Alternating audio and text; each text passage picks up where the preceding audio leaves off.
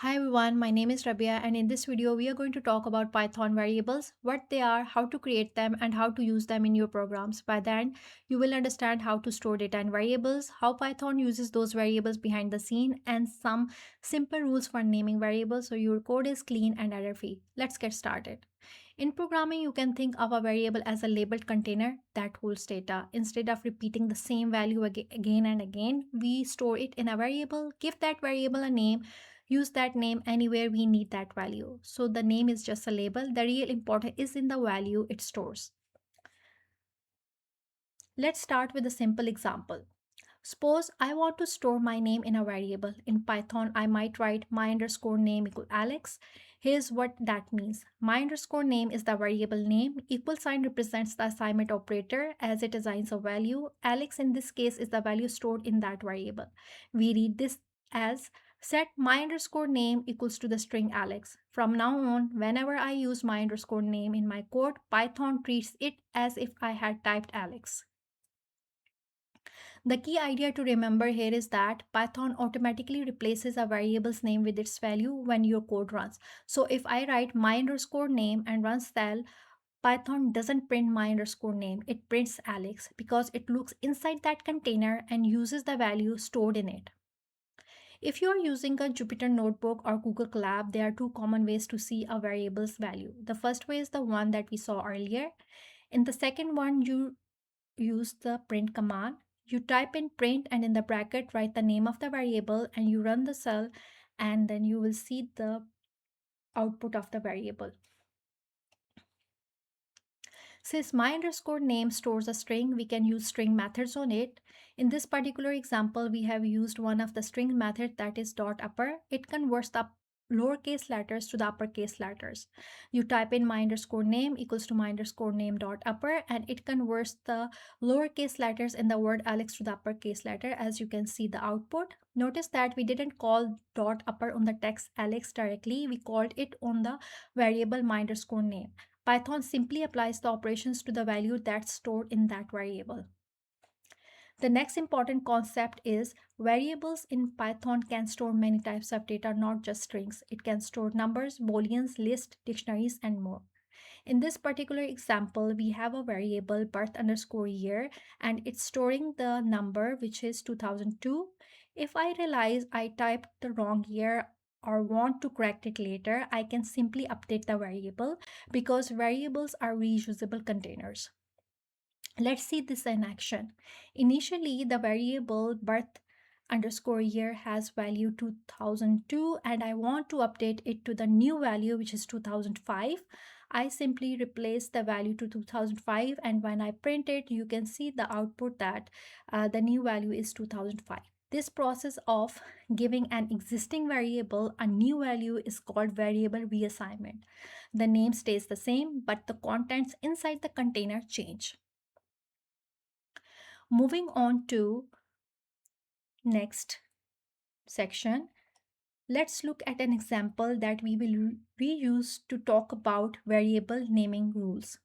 Imagine I want to store my three favorite foods in a variable. I might be tempted to write 3 as a digit underscore fav underscore fruits equals to mango, orange, and kiwi. But Python will complain about this. You will see a syntax error. Why? Because of some rules for naming variables.